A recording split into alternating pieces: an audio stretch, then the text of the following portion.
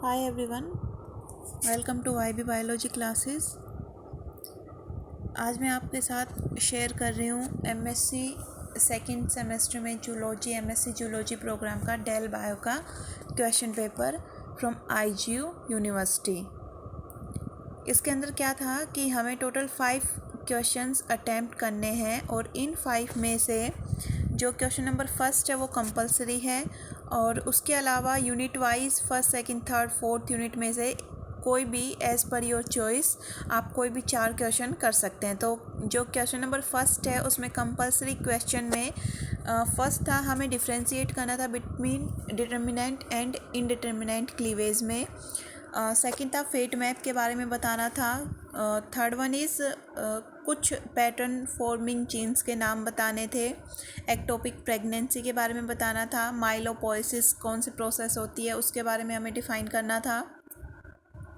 और इसी के साथ में जो छोटे क्वेश्चन है उसमें 6 था कि embryonic stem cell and foetal stem cell में क्या डिफरेंस है।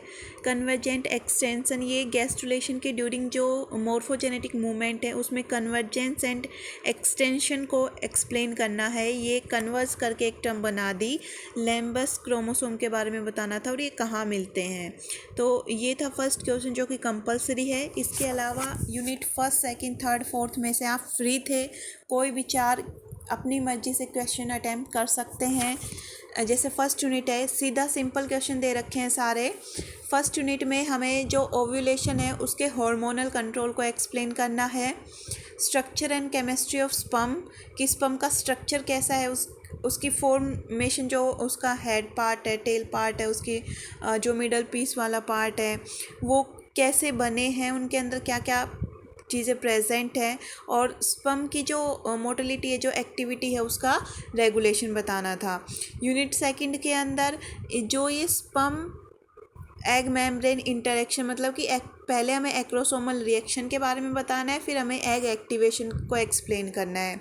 उसके बाद क्लीवेज और ब्लास्टोसिस्ट कैसे बनता है, जो मैमल का ब्लास्टुला है उसकी फॉर्मेशन कैसे होगी, फिफ्थ क्वेश्चन में ये एक्सप्लेन करना था। थर्ड यूनिट के अंदर जो सिग्नलिंग कैस्केड है बीएमपी का, नोडल का, वांट का, ये एक्सप्लेन करना है। इम्प्लांटेशन और प्लेसेंटा फॉर्मेशन, कि कैसे इम्प्लांटेशन के बाद, इम्प्लांटेशन होने के बाद प्लेसेंटा फॉर्मेशन होगी। इनमें से जो क्वेश्चन नंबर फोर्थ है, फिफ्थ है और सेवन्थ है ये मैंने यूट्यूब चैनल पे पढ़ा रखे हैं। इरेथ्रोपोइसिस पे पढ़ा रखा है। इसके अलावा जो यूनिट फोर्थ है उसमें प्लूरिपोटेंट स्टेम सेल, जो कि हमारे फर्स्ट सेमेस्टर में भी पढ़ा था हमने। उसके साथ जो सेल साइकिल रेगुलेशन है स्टेम सेल के अंदर वो एक्सप्लेन करना था। एंड एजिंग भी हम ऑलरेडी फर्स्ट सेमेस्टर में पढ़ चुके हैं। तो ये पेपर काफ़ी इजी था। अगर आप नॉर्मली भी पढ़ के गए होंगे तो आराम से 60 to 70 की रेंज में आपके मार्क्स आउट ऑफ 80 आराम से आ सकते हैं। Thank you for watching my videos.